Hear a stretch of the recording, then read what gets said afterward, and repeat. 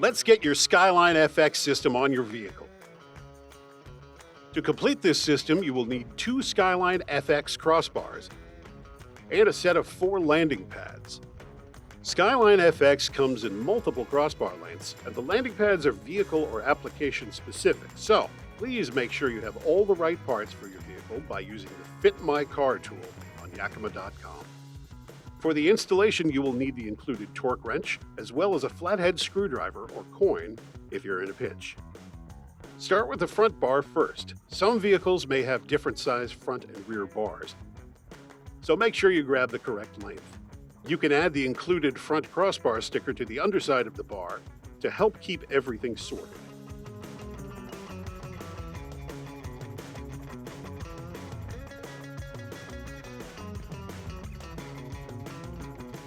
First, remove both covers by pinching here and pulling it straight out. With the torque tool, loosen this bolt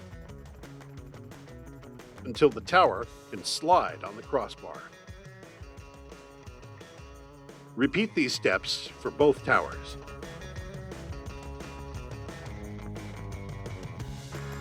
With a flathead screwdriver or coin, unlock the locking lever and open them both up.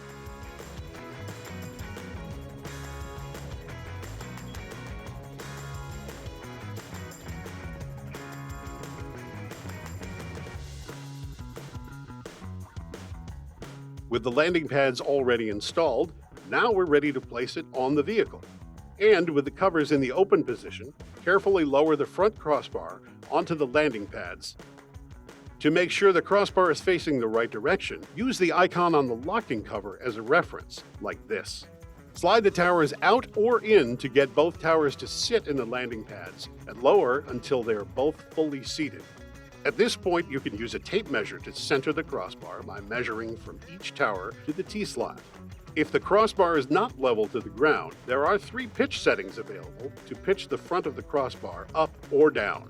Loosen this bolt with the torque tool.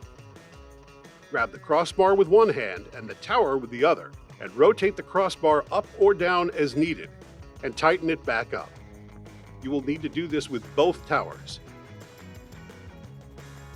Now it's time to close the locking covers on both towers so they engage the landing pads. With the torque wrench, fully tighten the width adjustment bolt until the tool clicks. And using the screwdriver or coin, turn the plug to the locked position.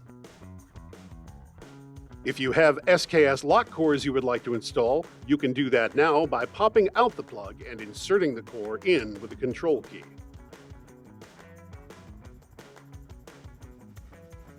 Now, just lock it up. To complete the system, repeat all the previous steps with the rear bar.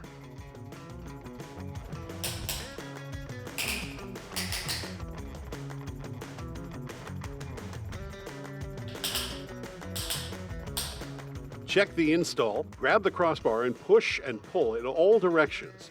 The crossbars should not move. With both bars installed and locked, reinstall all 4 covers, making sure they are fully seated.